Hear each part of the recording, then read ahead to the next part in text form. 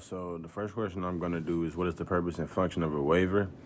So basically, a waiver is like it's like a it's it's a contract basically, letting you know like what you're getting yourself into basically, and you sign it.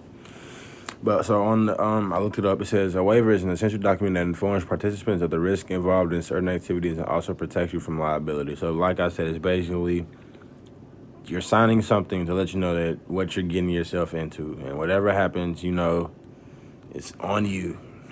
So you're at that point you are your own insurance. The second part of the question is it worth the paper it is written on? I mean, for an average human, no, we don't want to sign a waiver. We think it's stupid. But like when you get deep into it and say I break my leg somewhere, but on the waiver it says we aren't responsible if you break your leg, and I signed that waiver and I broke my leg, they aren't responsible because I signed a waiver that says we aren't responsible for you breaking your leg. That's what the waiver is for. And typical human being, they break their leg, they're gonna blame the place, but you signed the waiver, and the waiver is the receipt, it's the evidence that they signed it, so they knew that what they were getting themselves into. The next question is explain the difference between a bilateral contract and an unilateral contract. Give an example in sports context.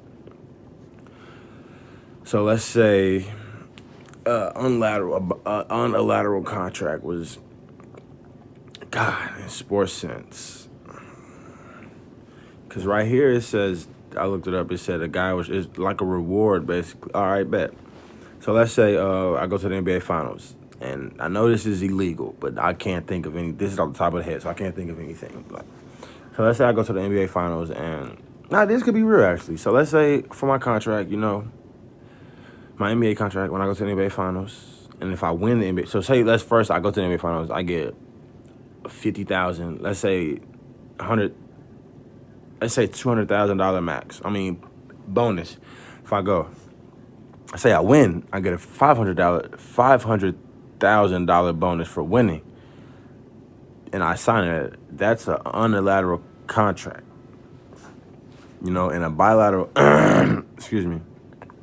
So basically, a bilateral contract is when the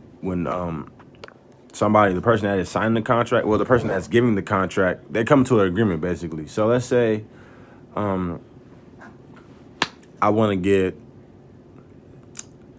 let's say I want to go to Miami Heat, and they want to give me 40 mil for 2 years. I don't know, 40 mil for 1 year, but I want 35, but I want 60 mil for 1 year. Let's say we meet in between at 50 mil. That's right in the middle, 50 mil. And we come to an agreement. That's a bilateral contract. It's a bilateral agreement. And the last question I'm gonna do is a gift considered valid consideration in the contract. So I looked it up, and it said that a gift is a voluntary and gratuitous transfer of a property from one person to another without something of value promised in return.